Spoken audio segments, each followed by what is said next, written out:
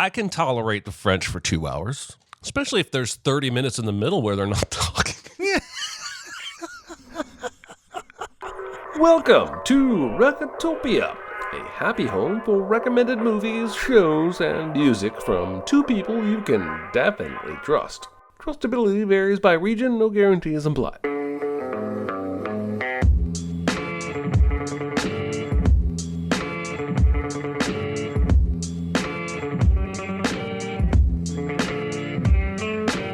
Now, here are your hosts, Chris Atkinson and Jeremy Scott. I come in here every night, I tear into you, I abuse you, I insult you, and just keep coming back for more. What's wrong with you? Why do you keep calling?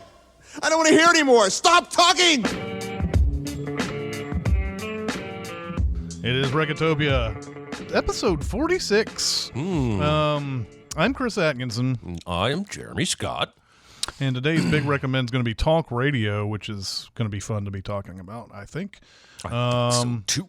We have people coming in on Twitch and YouTube watching us today on a Tuesday. It's Tuesday again. It's Tuesday again.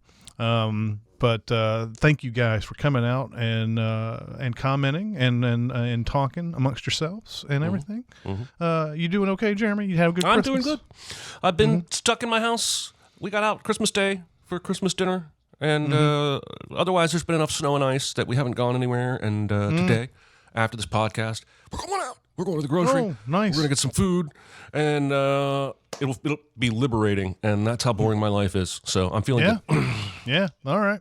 Well, do you have any small recommends? It's no big deal. Itty bitty living space. It's so small and light. It's small, it's tiny, it's petite, it's wee. I do, boy, howdy. These are both pretty recent. Sometimes my small recommends stretch back from a week or two prior to the show. But I watched both of these during this basically ice and snow lock-in. The first one I want to talk about is Sunshine, which I believe was 2007. Yeah. Danny Boyle and our boy Alex Garland wrote the script. And I know you and I have talked about this movie before, even on a podcast, but nobody ever talks about this movie. And I feel like it may be one of the greatest sci-fi movies of the 2000s, and nobody talks about it. Now, for me, I hadn't seen it. I don't think it had a huge release. So I came to it years late. I came to it like 2016, maybe 2015. But every time I watch it, I'm just like, God, nobody ever talks about this movie. It's got a stacked cast. We have Cillian Murphy, Michelle Yeoh, Chris Evans, Rose Byrne, Benedict Wong, Cliff Curtis, Mark Strong. Everybody is given interesting acting to do. This is a movie set in the future. The sun is dying out. And so humanity has sent an Icarus mission, which is really a terrible name because Icarus dies. Right. But he does fly too close to the sun, and their mission is to take a bomb to the surface of the sun and explode it. But that mission, they lost contact with it 7 years ago. And now the movie is about the second Icarus mission. And as they get close to Mercury, they find Icarus 1, and it's sending out a homing beacon. And they have a great debate, and they decide to go to Icarus 1 because they'll have two payloads to blow up the sun with. Had they ever seen Alien before? Don't ever go for the homing beacon. This is a terrible decision. And I don't want to spoil any more of this movie, except to say that there are some wild turns, some really unexpected things. But this is one of those finger-in-the-dike movies where things just keep going wrong, and everything they try and do to fix it causes another problem. I do want to trigger warn that there are at least 3 suicides in this movie. One is really the only true suicide, and that's off screen. The others are sacrificial suicides or fuck it, I'm not on the ship and everybody else is breathing oxygen and I'm going to die anyway, so I decide to look at the sun. But it's worth warning you about that stuff. But I think this is a really fascinating concept. The technology and the sci-fi concepts that are in here all kind of make sense and work within the flow of the action. So it's Sunshine by Danny Boyle and Alex Garland. I haven't seen this movie since it came out, so I don't remember everything about it. I need to rewatch it. But it has a special place in my heart because I watched this when I was in New York. I watched the movie Sunshine at the Sunshine Cinema in New York. and Danny Boyle talked about the movie afterwards. Oh, wow. So Awesome. So that was a really interesting experience that I had with that movie. So it was really fun. He came out and maybe talked for about 5 minutes and he was gone, but it was still kind of cool. You guys can watch Sunshine on YouTube for free. So there you go. All right, cool. I dipped into some of my Criterion 4K releases, and I watched the 1970 French film Le Cercle Rouge, or The Red Circle. And the one with uh, Tom Hanks and Emma Watson? Yeah, the one with Tom Hanks and Emma Watson, only French and 40 years earlier. But this is ostensibly a heist film, but it's got a lot of interesting things about it that it builds up to the heist. It follows two different characters. One is a guy who is let out of prison, and a prison guard tells him about this job that he can do when he gets on the outside. So prison guard tells him about this job, and the guy is going to get out early so that he can go do the job. He goes out to start planning for it. Meanwhile, there's another man who is handcuffed on a train, and he's being transported. And he's a prisoner. I don't remember what he supposedly did, but he breaks free. He jumps out the window of the train and gets away. It's not too long before that guy ends up jumping into our other character's car in his trunk, and they find themselves together and like sort of at an understanding that they're going to help each other because they're like, hey, I don't want you to go back to jail, and hey, you who seem to have a pretty good job that's lined up that can make us lots of money, so I'm on board with it. So the only thing they need to do is they need to find somebody who can go into the store and like scope it out and tell them, figure out what all the different surveillance and security alarms and all that is. And they also need someone who's an expert marksman, because it requires somebody to do that to shut off a lot of the system. So they find a former cop to do that. So it's got this build up. There's a lot of stuff going on with people searching for these guys. And like, there's like, first off, you have the good guys are going after the guy who escaped. Obviously they're the inspector and all the cops and everybody are coming after that guy, but the mob is coming after the other dude because he's stolen some of the mob's money. So there's like all these interested parties that are involved going after these guys while they plan this heist. The centerpiece of this movie, and the thing that I think, Jeremy, I think this movie is right up your fucking alley. And if you can just tolerate the French for 2 hours, is the heist itself is a fucking masterpiece. It is 30 minutes of no dialogue whatsoever. Oh my God. And it's just showing them going through all these different things. They never tell you exactly how they were going to get into this place or whatever. All you know is some security systems and whatnot, and that they need a marksman and all this. So like they go in, there's like all these security cameras and all these like motion detectors, not like the crazy ass Ocean's 12 motion detectors, but like just, motion detectors. If you go past this, you're fucked.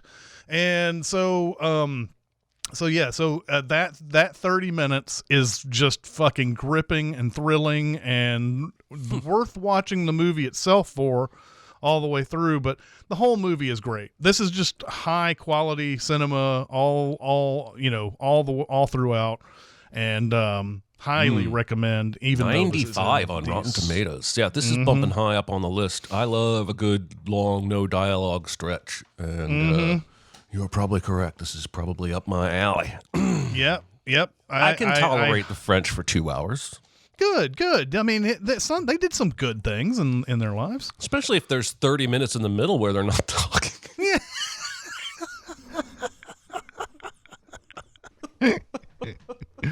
So true. That added to the enjoyment as well. Yes. My second small recommend this week is, I will warn you, it's 55 on Rotten Tomatoes. Oh, no. And it's a 6.6 on IMDb. And I'm going to tell you what I think I like about it. And if you think you would like that, then you might want to watch it. This movie is called Seraphim Falls. Okay. This Heard of was this. 2006. It stars basically Pierce Brosnan and Liam Neeson for the most part, although there is an accidental double up with Michael Wincott today because he is in Seraphim Falls. Basically, Pierce Brosnan is on the run, and he is a former Confederate soldier. And Liam Neeson and a posse are chasing him for a bounty. And that's kind of the movie. Now, basically, Pierce Brosnan's character is a wilderness survival badass. So there are some elements of First Blood at play here, or even The Edge, which I know is a movie you like. Yeah. Lots of really cool survival stuff. We see him making footprints and then walking back over them and then dusting certain footprints. And then there's a scene where he sets a fire on purpose to draw the posse in, and then he kills one of them and runs away. It's just a lot. It's snowy, and we're in the wilderness, forest. It's very, very much like First Blood and The Edge. And there is a flashback about 2/3 of the way through that adds a lot more context to why one of these men is after the other one, because they had an interaction during the war. And it takes Liam Neeson's character from being a cold-hearted bounty hunter to someone who you almost understand. And like The Gray, Liam Neeson joint, it's all heading towards a mano-a-mano standoff. This one, you need a premium account to watch this right now on Amazon, Roku, or YouTube. That may not be worth the plunge for you guys. But it's two great actors. I found the survival and chase compelling, but it's not The Revenant, and it's not even First Blood. It's not that level of quality, but I found it pretty gripping to sit through, and I wanted to know what happened next constantly. So there you go, Seraphim Falls. All right, okay. And I mean, no, those are some likable actors. I can tolerate that for a bit. I had heard of this movie a while back. I don't remember if it had a theatrical release or not, but yeah, I want to see that. So I had to choose from a whole bunch here. I was like, I've seen a lot of movies. I don't know which one I want to actually recommend out of this group. Sometimes you're just like, I don't know if I don't want to recommend it. Anyway, I'm going to recommend Fall, a movie that came out earlier this year.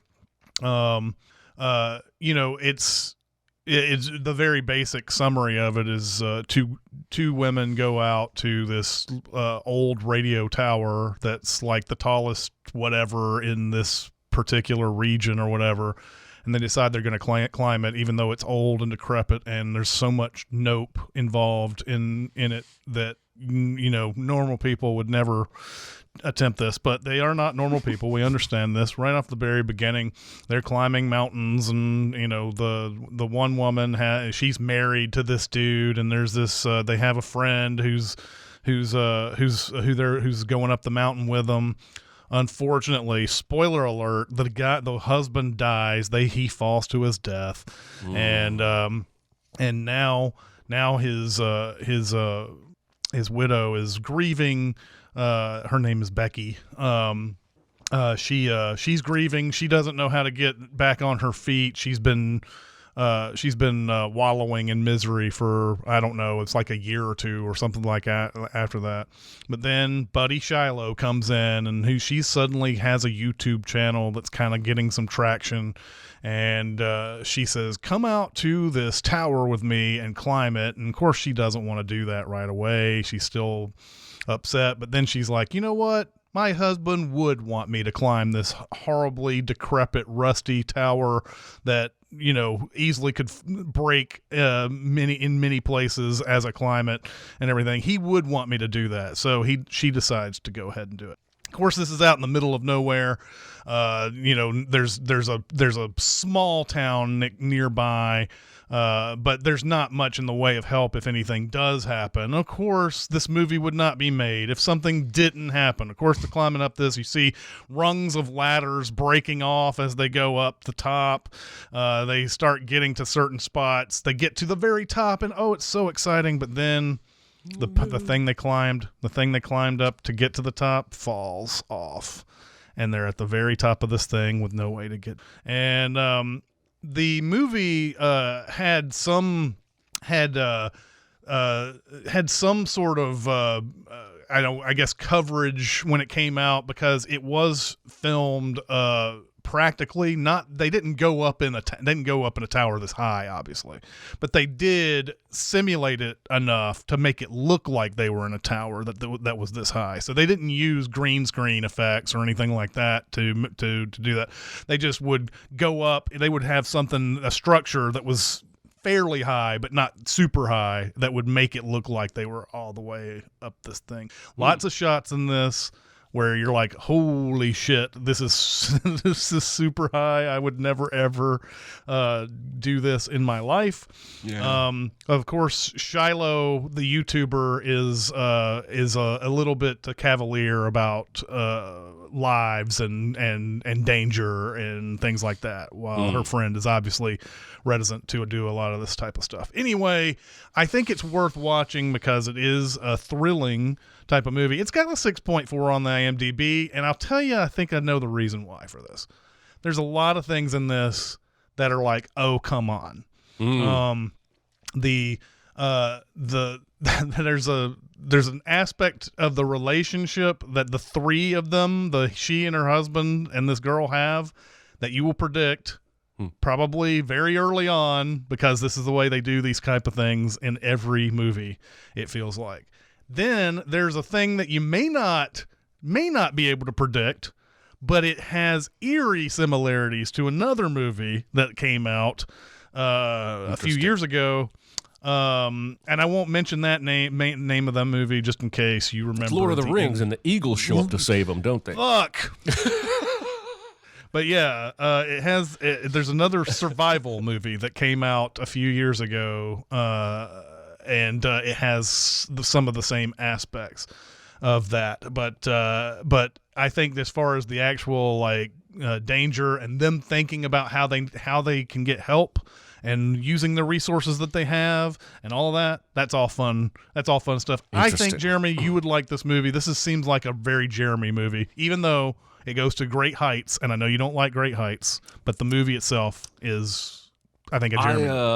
I saw a video yesterday, a Red Bull video, of a bicyclist on the top of the Hoover Dam on this 6-inch thing, riding his bike along the edge, where if he would fall to the right, he falls all the way down, and he didn't have any protective gear or anything.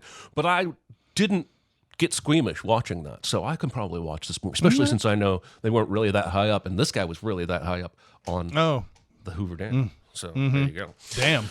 All right, yeah, I will. I'll have to check this one out. You're not the only friend I have who has seen this and endorsed it to me, so that always makes me curious, because you guys know me pretty well. All right, I think we're ready for the big O recommend. The big recommend. I'm fine. It's just that you're so big. It's so huge. It's a good rule, but this is bigger than rules. It's bigger on the inside. Is it? I noticed. This week's big recommend is 1988's Talk Radio.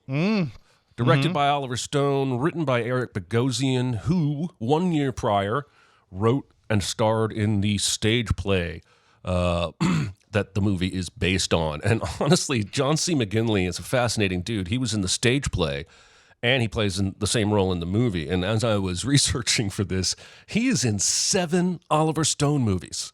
Yep. 7. That's like a Bill Paxton, James Cameron kind of connection there. Oh, yeah. Anyway, Talk Radio follows Barry Champlain, who is on the verge of national syndication, and his radio show, which is called Night Talk. And he is a no-holds-barred, Howard Stern on crack asshole. who basically his shtick is he's incredibly intelligent, but undermining the arguments of every caller who calls in and talking shit to everyone. So some of his callers adore him. I love the way you talk shit to people. And he's like, fuck you. And some of his callers hate him.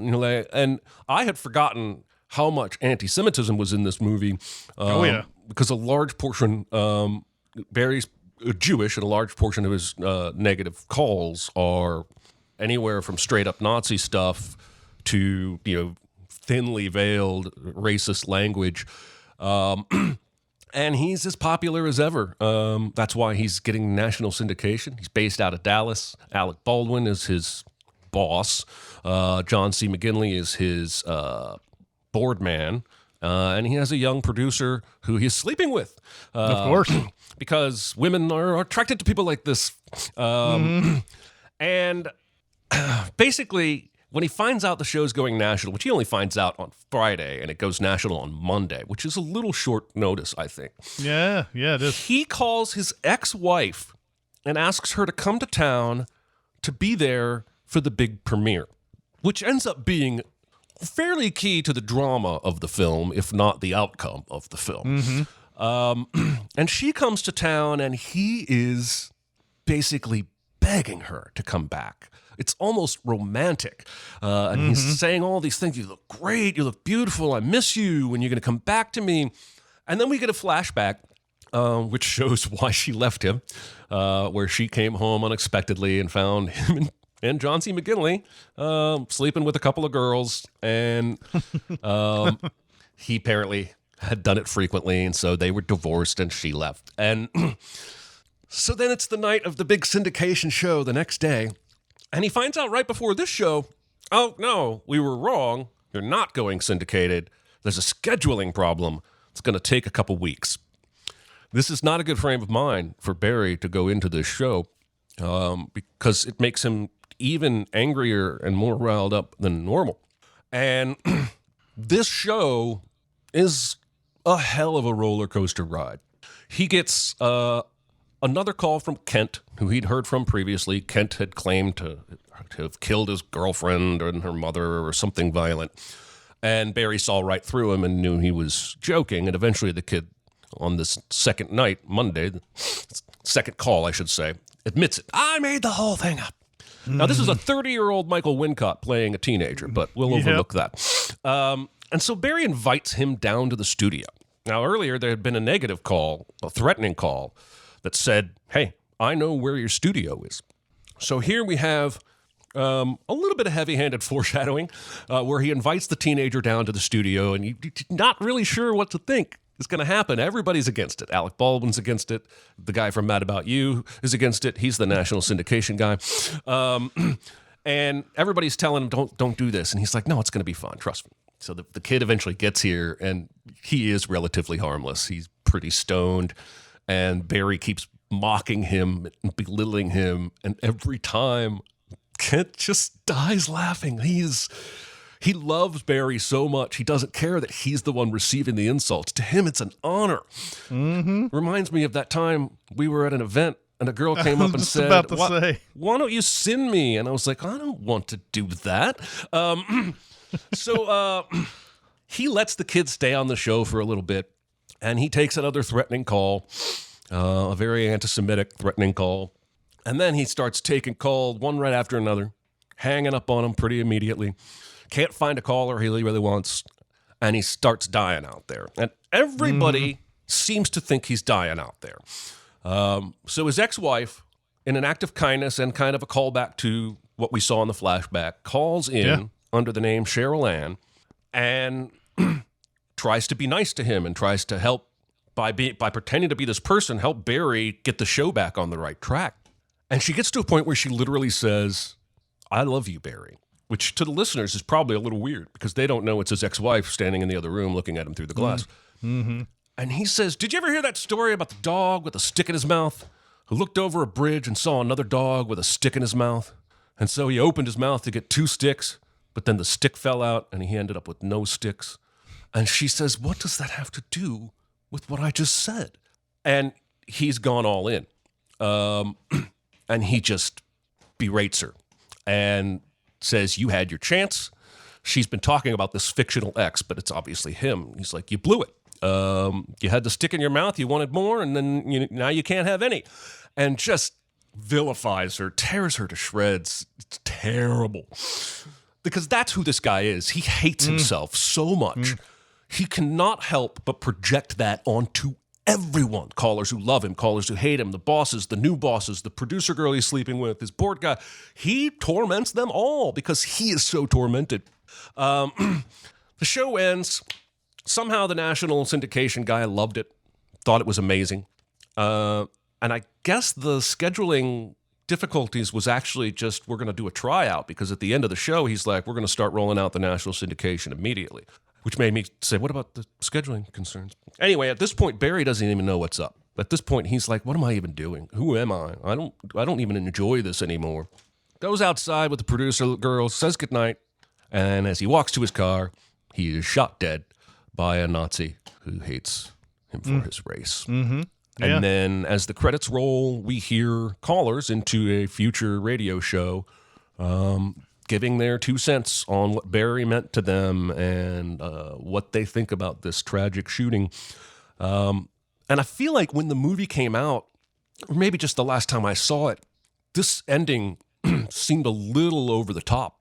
But today, in today's culture, the idea of somebody hating a radio host so much that they tracked him down to shoot him is not that far-fetched to me. Somebody like this. Well, and this did happen. It was 4 years prior, a DJ by the name of Alan Berg was doing this in Colorado. And he was shot by white supremacists after a show. So this is what the whole thing was based on. I'd never heard Alan Berg until I looked into this movie, but apparently that is something that actually happened. So yeah, even back then. in this, even back in that day, this is the type of stuff that's happening. Although probably not. I don't know how big of a news story it was. It would be a huge news story today, but maybe not a big news story back in the 80s or whatever. Well, and it was just, we didn't have the internet to spread stories far and wide like we do today. So, yeah. And I was 9. I wouldn't have been watching the news anyway. So Yeah, same here. So, like, yeah, this is a movie that I'd not seen in forever. I mean, I was like, I'd seen nearly everything Oliver Stone ever made. This one was recommended to me by you a few years ago, and I watched it then. And it was interesting watching this because this comes right after Wall Street, and like the music is the same as Wall Street. It's the same composer as Wall Street. Oliver Stone had just made Platoon. It was Best Picture in 1986. And then he made Wall Street after that, and he made Talk Radio the following year, and then he made Born on the 4th of July the year after that, and then he kept making. He was like, there's like this insane string of movies, and then JFK comes in there in 1991. But he's obviously, I think after Platoon, he was kind of trying to get a little bit. I mean, Wall Street's not a small movie by any means, but I think it's probably smaller than Platoon was. And then Talk Radio is like really intimate, and Oliver Stone sort of got made his name back in the day writing screenplays. He was Midnight Express, he was Scarface, and he wrote Scarface, and I was sitting there thinking, this is the most Brian De Palma movie Oliver Stone has ever made. Talk Radio. It's got all that split diopter type stuff going on in there, where we can see his face talking in the very foreground while someone else in the background is observing him and is worried for him or worried about the show or whatever. A lot of that going on in this. There's something about, man, I don't know what it is about split diopter that's so fascinating to me to watch, but I know it's so that you can see things clearly in foreground and background, but I don't know why watching it is so like exciting and such a great movie move to me when I see it. So there's a lot of that in this. I also thought it was interesting setting this in Dallas. I don't know if I don't know if Oliver Stone or Eric Bogosian or anybody like that thought only this could happen in the South or the Midwest or something like that. But I had seen this movie, and I just assumed this was going to be New York when I started watching it, and I thought it was New York for the longest time until they started talking about Dallas, and he goes to SMU and he does all this other stuff. Yeah. And I was wondering what the basis for putting it in Dallas was. Is it because it's like an all American city? It's like this can happen in your city. Is it because it's in the South? Is it? There's a lot of I didn't really read into what the movie was trying to say though about setting it there. There wasn't any statement about Dallas in particular. And the play is actually set in Cleveland, which only raises more questions because that's not the South, but it is another all-American medium big city. But you're right. Other than just being set there, it doesn't seem to impact any of the actual plot. I'm not sure why they said it then.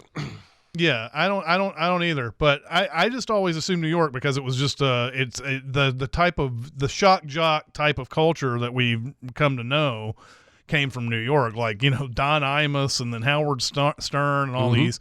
That's what it seemed like. But so yeah, it's Dallas. And then I think it's really interesting that SMU scene because either the people who were running events at SMU have no idea, have no clue what popularity and what a well-liked person is, because he comes in and gets booed immediately when he gets announced there. He can't even get a word in edgewise. He's being booed so much and having stuff thrown at him. It's just, I thought it was really interesting.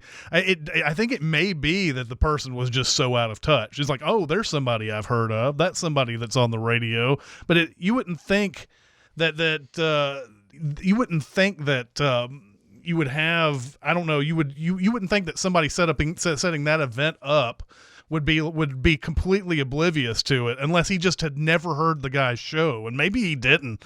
Maybe he just heard the guy's name. Yeah. And the guy's show obviously isn't going to play well amongst a whole bunch of SMU people and everything. So I thought that was a fascinating scene. I love that whole flashback with his wife and like how he started. And, He there's this guy who's like just kind of invites him on the show, and then suddenly he just takes over, and he does so well that the powers that be give him his own show, so yeah, it's just a really interesting dynamic, and I really like to see his rise and everything. So I mean, I don't know, it's a really fascinating movie with a lot of fascinating verbal diarrhea almost. Yeah. Like someone really just exposing his mind to a national audience, and he speaks coherently, but maybe not like I don't know. He's not really saying anything important, really. He's saying stuff that sounds really intelligent, but it's not really. So I think he's realizing it as he's saying it. That's what's so fascinating about the last scene where he's going through that big long diatribe, and his eyes look like they're just crazed when he's talking, when he's doing it. He's like, I'm just letting it flow through me. I'm just saying what is on my mind, and and it looks like like you said, it looks like he's about to die. So. So anyway, this movie is really, really, really cool, really fascinating, and I really like watching it. It's simple. It's very simple and straight to the point. Yep. And he doesn't realize ultimately that the things that he says can be dangerous, and that there are people out there who are that crazy. His obliviousness is what ends up killing him. Yeah. By the end, because he gets sent a dead rat in the first show that we see, and then the next night he gets a death threat in the mail, and he just refuses to take it seriously. This guy is not living in reality. I wrote, I wrote not Eric. I wrote Barry's kind of a Kanye. Anyone who tries to tell him he's wrong or not to do something, he doubles down in the other direction. Like almost the entire movie long, he's basically you can't tell me what to do guy. And even the you should be worried about some of these callers, he takes that attitude. You can't tell me what to do, so I'm not going to be worried. Yeah. And that gets him Yeah, killed. there's a sense that he's protected, I guess, in some way. Like, I don't know, like it's not real what he's doing, and then there's no reality out there that's going to come and get him for the things that he does or says. Like I don't even know if I would be comfortable going to an SMU. You have to know he doesn't look like he knows how unpopular he can be. Right. And so he goes to this SMU place, like out in the middle of the public, and like people asking for autographs. I'd be like constantly ducking to corners and stuff around that place. Yeah. But he doesn't, because he's just unaware of how people hate him, even though, because he's constantly being told how great he is in other circles. So, yeah, well, and his show has massive ratings, which he interprets as love, even though people just listen. They can listen without liking you because what you do is interesting. But yeah, I think he misinterprets everything around him in his life. Anyway, I enjoyed going through this again. It reminded me a lot of my radio days. A lot of the equipment they use is similar to what I was using in the early 90s when I was a radio guy. A lot of Frasier vibes for me because there's a lot of back and forth between the producer and the on-air talent.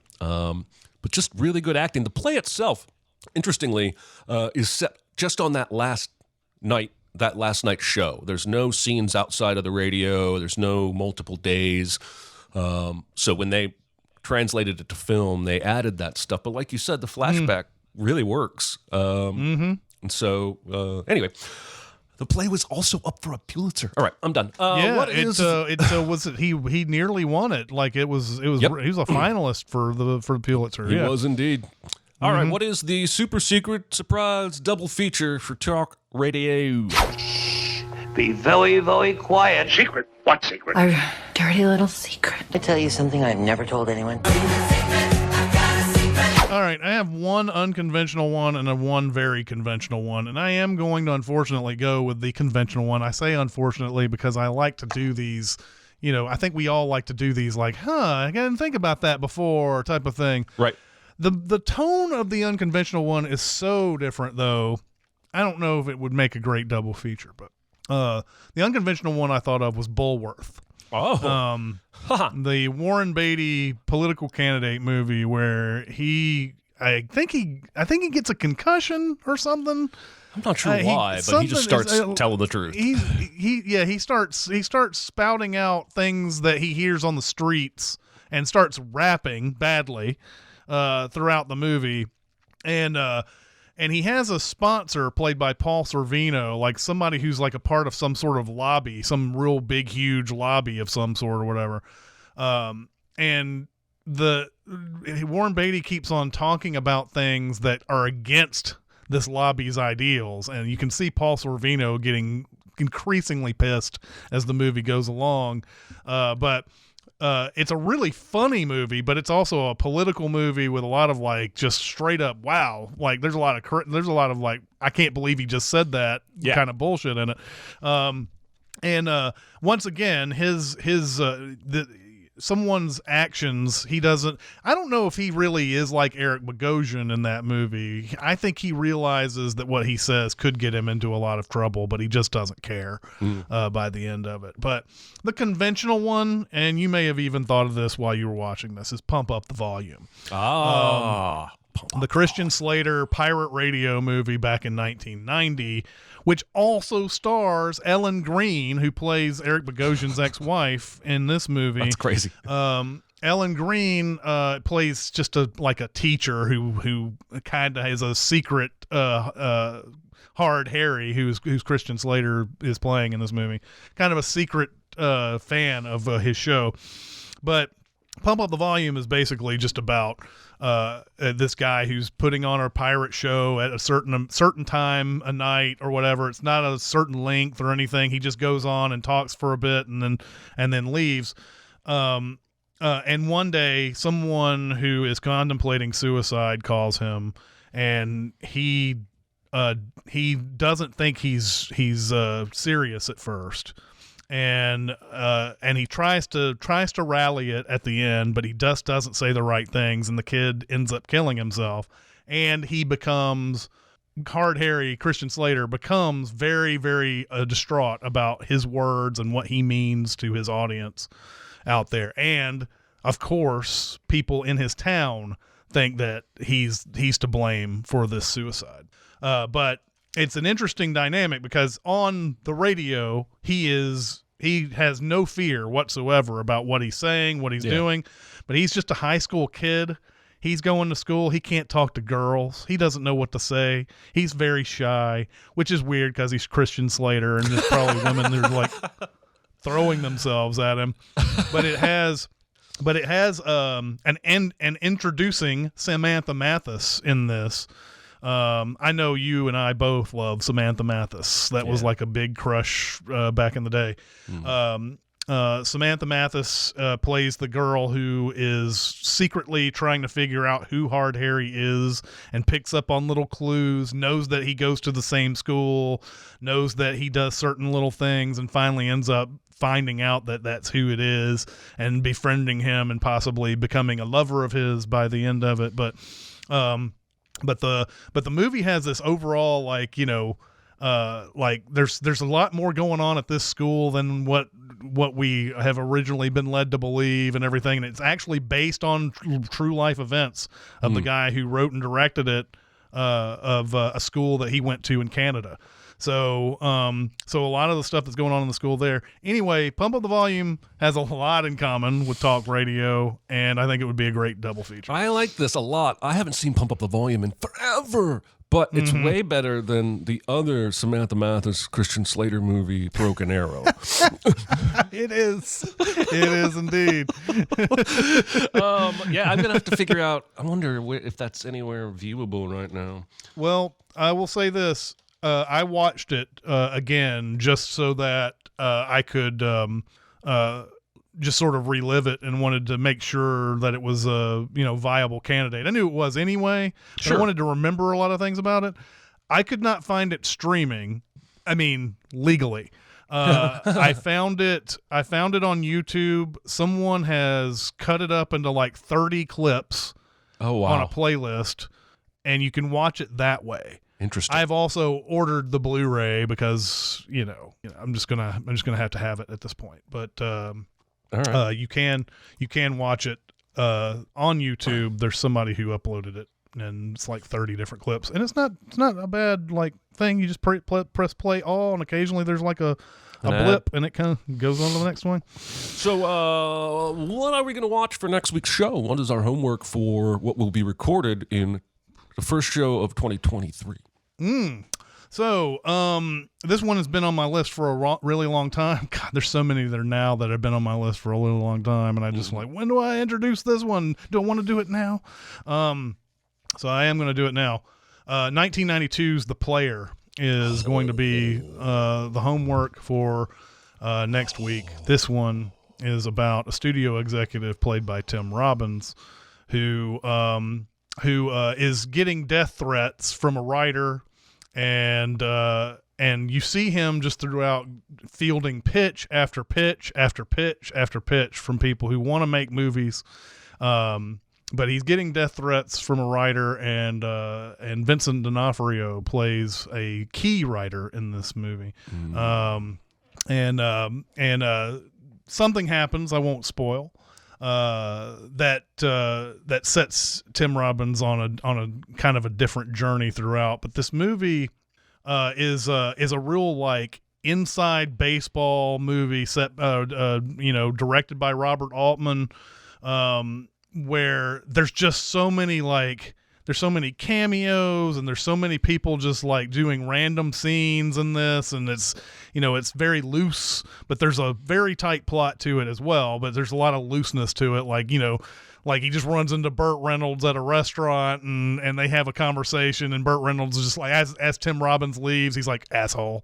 And then it's like this whole like, I think it's like a whole like improv. There's a lot of improv kind of stuff in this. But this movie is fascinating and great. And I hope a lot of you out there who haven't seen it get to see this for the first time. Because it's great. Good It's stuff. very Robert Altman-esque in that there's a lot of dialogue going on in a lot of different places, and sometimes you're not sure who you're supposed to listen to, but everything everybody is saying is interesting. So it rewards rewatching. You can stream this on HBO Max right now, or if you have the Amazon Prime Premium subscription that has HBO Max attached. This is a 98 on Rotten Tomatoes, ladies and gentlemen. I haven't seen it in maybe 10 years, so I'm very excited to go back to it. But this movie is a banger, and I can't wait to discuss it freshly. Yeah. All right. Well, I think we have time for some questions. Alrighty. Everybody, I have a question. Just one more thing. I know more than you. Questions. All right, here we go. Name a movie where the title put you off of the movie, but turns out it's actually something worth watching. Example, The Last Supper. I thought was going to be some religion thing, but after hearing you guys talk about it, I really want to check it out. One movie that I think I knew was good already, or had been purported to be good before I heard the title. But if you ask me now whether or not I knew if this movie was going to be something good when I first heard about it, was Quiz Show. Oh. It's just plain old quiz show is what it is. You wouldn't think from that title that one of the best movies of the 90s is behind that, but it is. It's one of the best movies of the 90s, and it's called Quiz Show. And also most recently, the movie Barbarian did not make me want to go see it at all. And it was only because I had heard so much about it that I ended up just like, all right, I'll go ahead and watch this. I mean, people seem to love this for some reason. And I'm glad I did, because I really liked Barbarian. So yeah, those are the two. I like this Quiz Show today would be called like The Unbelievable Hubris of NBC or something. Yeah. I'm going with Michael Clayton because it's not only just a dude's name, but that is a fictional dude. It's very close to the title Michael Collins, but Michael Collins was a real person in history. And so it's not like naming your movie Lincoln, where you can immediately you named your movie after the main character's fictional name. And it's one of the best movies I've ever seen. I still think it's a bad title. But it kept me from watching it for several years because it sounded fucking boring. And I don't know what you changed the title to make it, more resemble what that movie actually is. But yeah, I think that's a terrible title, but that definitely kept me from watching it for a long time. Over here we've got Moneyball. Yeah, Moneyball's a title that you wouldn't think much of. Edge of Tomorrow. Yeah. Of course. And Shireen telling us that we're awesome. Well, thank you, Shireen. Thank you, Shireen. That's You're not a awesome. movie title, though. Yeah, exactly. Let's do another question. I feel like if you remade Taxi Driver today the exact same way, except changing the setting from New York City to Las Vegas, it would be just as great a movie. What other movies changing cities or setting would make it better or worse? God, I feel like New York is such a part of Taxi Driver. I don't know how I would take I don't know how I'd take the city of New York out of Taxi Driver. So much revolves around it being a New York movie, but I get the spirit of this question, and I don't know, it's really tough. I think The Hangover would be fun if it was in some place not a big city for once. Like if they had put it out in the country for maybe one movie. And they would have been able to like sort of explore, Southern culture while they were like, and Vegas is a perfect one for the first movie. Sure. But like, then they're like, let's go to Bangkok and let's do all that. I mean, it just gets, it's all very samey. Yeah. It doesn't matter where they go. Yeah. They all have the same bullshit that they have to run into. I just feel like going in the South somewhere or just somewhere in the country in general would have been great for a hangover. Yeah, that's a great idea. Yeah, that's a great idea. So the movie Collateral is one that I really enjoy. Tom Cruise is playing a bad guy, ruthless, unkillable assassin, forcing Jamie Foxx to drive him around to all of his hits. Yeah. And I feel like there's a lot of L.A. in that movie, but I think I think the reason it's in L.A. is because L.A. is so sprawling and so huge. And I feel like that movie would work really well in Chicago. Because Chicago has the same amount of sprawl where you would need, to drive back and forth and up and down for several hours to hit 4 or 5 different assassinations. And not every city like Nashville is not sprawling. Nashville is tiny and crumpled. Same with Indianapolis. But like Chicago, maybe even more than New York. New York is sprawling, but there's so much bridges and waters and tunnels and all that stuff. Anyway, I thought Collateral in Chicago might work. City in Atlanta, Atlanta might be a good one for sprawl. The only problem would be you'd have to stop for 2 hours every time you got on the interstate. So true. So true. Fucking A. Anybody in the somebody else was thinking Collateral. That's neat. Yeah. Says 8 says Train to Busan, but in New York. Okay. It'll probably happen. Yeah, Star Wars would be better if they said it on some message came up on any other planet besides Tatooine. And somebody's like, Atlanta in the snow? I don't know. But yeah, quick change in Tokyo. Yeah. Okay. All right, let's do at least one more. All right. Are there any movie stars that you called, quote unquote, like you saw them in a movie when they were super earlier in their career and you said, that person will be a star? Okay. So when I watched Primal Fear and saw Edward Norton for the first time, I thought that he would definitely be a star. I think that was his debut movie as well. Now, the window between when I watched Primal Fear and when Edward Norton became a star was a very small one, because everybody was raving about Edward Norton after that movie came out. So he was a star instantly, and then he was in The People versus Larry Flint later on in the year. But the one most recently is Jenna Ortega. I watched Scream, did not know who she was, but I was like, I really dig her performance in this. I mean, this Scream movie isn't very good, but I think she's good in it. And suddenly, yeah, we're seeing Jenna Ortega in everything, and now we know why, is that she's really, really good is why. So that's another one that I got. So I feel like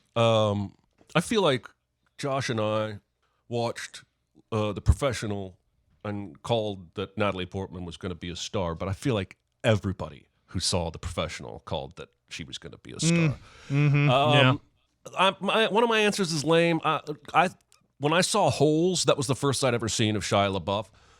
I guess he was on a Disney show and was probably already popular and famous. But when I saw Holes, I was like, that kid's good. Even the first Transformers movie, he's still got more charisma than most everybody else in that movie. Yeah.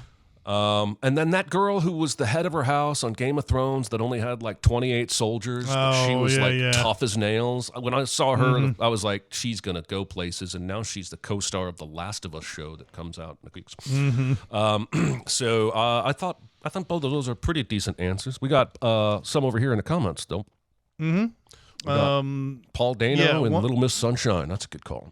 Yep. Shireen says Florence Pugh. Yeah, that's one that I can't remember if it was Midsummer. I think it was Midsummer that I saw that I was like, she's gonna be huge at some point. I think the first time I saw her. Go ahead. Was Macbeth, right? Like that Macbeth movie. I saw her in that wrestling movie.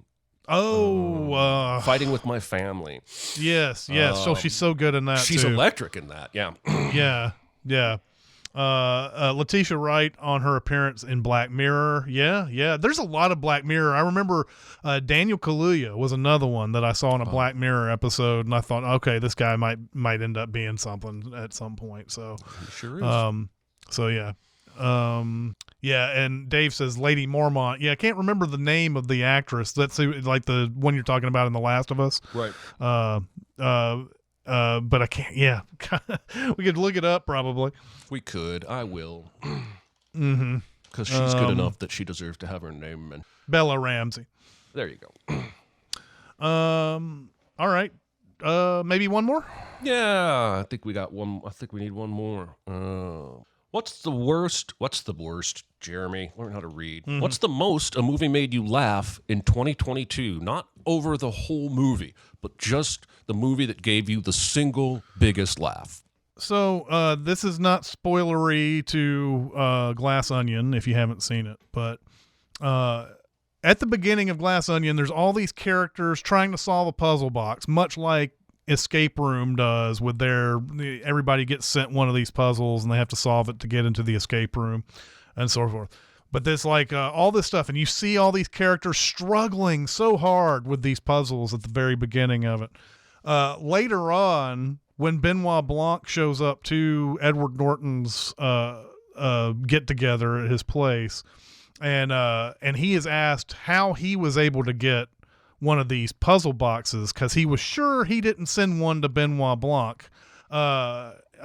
They don't know the answer to that question right away, but he says, "Oh, I don't know. It just showed up on my doorstep, and there were a couple of easy childlike puzzles on it, and I was able to solve it real quick." and so like all this stuff that people struggled with at the very beginning, Benoit Blanc is just saying, it was a little trifle. I got through it in no time. There's a lot of funny stuff in Glass Onion, but that was my moment this year. Awesome. Yeah, the problem with a question like this is I'm going to remember something later that made me laugh a whole bunch that I wish I would have answered. But I'll give you two. When Everything Everywhere at Once literally shows us a raccoon in the chef's hat in the Recotopia universe. Yes. I lost my shit because they had mentioned Raccacoonie, and I thought it was just a play on words, and then nope, there's a real raccoon. And then a movie that I don't love, Spider-Man No Way Home, that I still have seen a bunch because I love Spider-Man. There's a moment in there where all three Peter Parkers are doing chemistry or science, and Ned comes up to Toby and he says, "Do you have a best friend?" And Toby goes, "I did." He goes, "You died in my arms right after you tried to kill me." And he drops a thing into the beaker, and then he goes, "It was tragic," or "It was heartbreaking." And Ned just does this 1,000-yard stare like, "What?" And it makes me giggle so hard every single time because Toby's delivery is just perfect. He's just it's so great. Casual about it. But there's still a twinge. It was heartbreaking. Oh, man. Anyway, that's going to do it for questions. Slab says 5 or 6 places and Everything Everywhere All at Once. Yes, that movie has a lot of really funny moments, especially especially during the fight where a guy gets beat to death with a bunch of dildos. That's really funny. Castrif says mine is also Glass Onion, but more towards the end. No, it's just dumb, which you may have seen as already memed to death on Twitter. The no, it's just dumb part, because I think Kate Hudson says it's so dumb, it's brilliant or whatever, and he goes, "No, it's just dumb." Snow One says the Weird Al Yankovic the mockumentary or whatever has a bunch of money. It has a lot of laughs in it. I think the Thomas Lennon character getting beaten to death, like nearly getting beaten to death for selling accordions at the very beginning of the movie, and then the subsequent trying to cover it up and bribe him not to say anything after that. One of the funniest moments for me as well. Shireen, unfortunately, says the last time she laughed really hard was like in 2021. It was Free Guy. Oh, she came loaded with compliments today. All right. Well, I think that's going to do it for today. Thank you so much, guys, coming out to comment once again. love your faces, as Philip DeFranco would say. I don't know if he still says that or not. But I love you guys coming out here and commenting while we do the show. Really appreciate that. But next week is The Player. Can't wait to talk about that. And we will see you guys next time. Goodbye, everybody. See ya. Be a part of the live show by being a member of the Sin Club at Patreon at patreon.com/cinemasins. Chat with us on the Cinemasins Discord at discord.gg/cinemasins or Cinemasins Twitter at Cinemasins, and email any comments or questions to Recotopia at cinemasins.com. That's RECOTOPIA at cinemasins.com.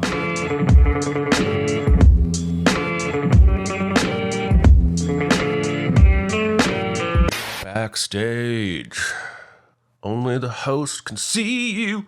The host may add you to the broadcast at any time, so be ready. Means put your dick away. There's no one here. Am I in the wrong room? Nope, there is a Chris there, and there is a Jeremy too. Hey. Oh, snack time. What you snacking on? It is an Atkins blueberry Greek yogurt bar. Nice. They are really good. Plus, it has part of your name in it. Plus, it has part of my name in it. My wife is super into these, not yogurt bars, but like protein bars. Because she does so much running at the gym, she has to eat a lot of protein. And that's a good way to... They pack a lot of protein into those little bars, but she's found like a dozen of them that she loves, and she buys them in bulk now. She bought 5 boxes once the other day. She was like, well, sometimes they don't have it. I was like, well, some other people might enjoy having some of those bars. I've been in those shoes, usually with cat food, though. Cats love that Fancy Feast Primavera stuff so much that, and apparently everybody else in the world's cats love it too. There was a period of time there where it was having some supply chain issues because it was hard to find them. Oh, man. But when I found them, I bought them all. There you go. Yeah. No surprise, of course, New York has a lot of bagel places, and it's crazy to me. I don't go to bagel shops, don't eat bagels that often. I ate a ton while I was out in New York, but you go in there, you go to any bagel place, and they've got, like ice cream, all this cream cheese, like sitting there looking for you to look at and admire, like all these different versions of it. It looks like ice cream scoops, and they just look, all of them. You want all of them. They all look good. Jason Alexander is messing up his own Seinfeld references, and I've been talking to Patrick about this because Patrick is probably seen Seinfeld as much or more than me. But like, there's an episode where George doesn't know if he got the job or not. I forget how the interview ended awkwardly. The guy said, but of course, and then got interrupted. Is that the one where he goes to work several times not knowing, and then eventually they let him go, and he goes, but I never even worked here, and he goes, you can see how hard this is for us. Oh, no, that's actually Kramer that line is from, but George does go to work every day for a week. He just goes in and assumes he got the job, and he's working on the Penske file. Oh, I remember this one, yeah. Mr. Penske comes in and talks to him, and, George put the Penske file in this big accordion envelope, and the quick conversation really impresses Mr. Penske, and he leaves trying to offer George a job. Then the real boss comes back. George was hired, but since he hasn't done any work, he fires him. So a few days ago, Jason Alexander tweets out a picture of him with a Penske moving van behind him on the street. And he says, I finally found that dang file. And as I said to Patrick, George never lost the Penske file. He just didn't do any work on it. He had it the whole week. He didn't lose it. And so I was willing to let that go until on the 23rd, Jason Alexander said, okay, I can't not say it. Happy Festivus, a festival for the rest of us. But the line in Seinfeld is a Festivus for the rest of us. Right. It's not festival. And so now Patrick is convinced he's doing it on purpose to see if anyone will notice. Of course, I have noticed. But is he tweeting these? Yes. These are tweets. Okay, so like, do you think that maybe, at least on the second one, it's an intern? that it auto-corrected to festival? Oh, well, I would, yes, that is definitely possible. Like but the first one, for sure, correct. he fucked up. The first one, he for sure fucked up. Mm-hmm. You can't say finally found that file and not be anything but a fuck up. But this other one possibly could be autocorrect. That is always a fascinating aspect of the-creator-fan relationship. I watched Inside the Actor Studio where they had all the Simpsons voices on. Oh. So they had Harry Shearer and Hank Azaria and all these guys. Nancy Cartwright, Dan Castellaneta. And they were getting asked questions about the show, and they didn't know. They didn't have any idea about some of the details that people were asking about. Yeah. They just go into work, and they do the voice, and they don't sit there and obsessively watch all these episodes and like they're other not people all do. there at the same time even. Like, Right. they go in, on their own and do their own lines, and sometimes there may be another actor there to play off of, but yeah, it's crazy. I guess some people who write books are different, but I don't remember. Like, people will ask me questions about books I've written, and I'm like, I don't know. I wrote that 7 years ago. I mean, you're the one that's read it more recently. Yeah. You're probably a bigger authority on it than I am. So, yeah, and then I think it's the same for a lot of actors, not just TV, even movies. Like, what's her name? Who was the woman that played the wife on The Sopranos? Why can't I think of her name? Oh, Edie Falco? Edie Falco is in Avatar: The Way of Water, and because she shot it 4.5 years ago, she thought it had come out and bombed. She didn't know it was. She started seeing commercials for it, and she's like, "Oh, that didn't come out yet." Yeah, it's amazing. I think that's hilarious. I'd love to ask Eric Roberts one day. Oh, Jesus. Do you remember being in this or doing this or whatever? Because his credits, I think, are over 500 or something, right? Oh, it man. might be even more than that. Because he's one of those that comes in and does a scene. People love working with Eric Roberts. They put him in for a scene of something, and I feel like as soon as he walks off of that set, he's walking to another set and doing some other thing similar to that, because every year he's got like 25 projects or something. Yeah, the dude works. We did this before, but I looked up Eric Roberts, and under actor it says 610, Jesus. and it says upcoming projects 110. God damn. That's It's unreal. insane. Yeah, it's insane. I mean, I'm sure their shoots are not always long, but there's a string of Lifetime movies where he's like a doctor who kidnaps pretty young patients and tries to make them his kidnap wife. There's like, I think 3 of them. And he's a main character in those. Those aren't cameos. He's memorizing, scripts and probably shooting for 2 weeks, if not more. Yeah. Just imagine how much information has gone into that brain, stayed there for a short while, and then gone out to make room for something else. Yeah. You can't memorize 600, 700 movies all at once. You got to sweep some of that out of there. Yeah. What a fascinating person that would be to talk to, I think. Seriously, if he takes enough time from shooting to do an interview. We're going to have a great show today. I'm especially excited because I can leave my house today because the snow has melted.